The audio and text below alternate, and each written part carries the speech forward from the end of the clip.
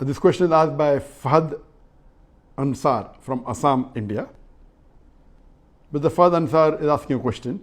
I am basically a student preparing for my engineering exam. I'm actually facing some psychological issue.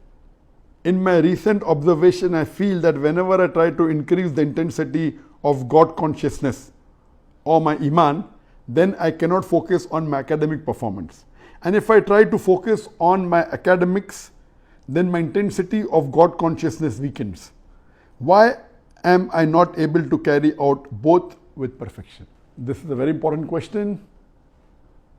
Brother Father said that when he concentrates too much on his education, he cannot concentrate on his Iman. His taqwa goes down. If he pays attention to his religiosity, to his Iman and to his taqwa, his concentration education goes down. Why is this and how can he solve the problem? Many a time this happens by the waswasa of the shaitan. The shaitan whispers and tells you, oh, no, don't offer salah because tomorrow is the examination. So imagine if you're going to pray full day, you will be spending 1.5 hours and you will not be able to do well. So you prepare 1 hour more for your examination, you will do well. These are the waswasa that comes. But you have to know your priorities. Whenever two things which are important clash, always the one which is more important should be done first. For example, if to a doctor, a patient of heart attack, ischemic heart disease comes to him, and a person of common cold comes to him, who will he attend to first? But naturally, a person who has a heart attack. If he doesn't attend to him, he will die. The person with a common cold, yes, has a chance. Similarly, where it comes between your taqwa and your iman and between your education. Both are important, without doubt, but the taqwa and the iman and salah is far more important. 1,000,000 times more important than your education. Because this life is a test for the hereafter.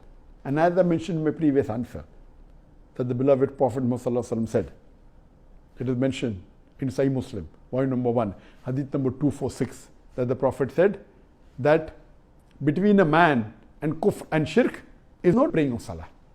So if you think that if you become more religious, if you pray, and if your iman increases, then your concentration of your education will go down. This is the waswasa of the shaitan. In fact, if you pray properly, the amount of serenity you get, the amount of peace of mind you get, that you study better. I am a medical doctor. During my medical studies, but natural, I used to have tension during the final exam. Most of the human beings have. But the moment you pray, your whole tension goes down. The serenity, the calmness that you get, your mind becomes more fresh. It is regenerating. And these things are very important.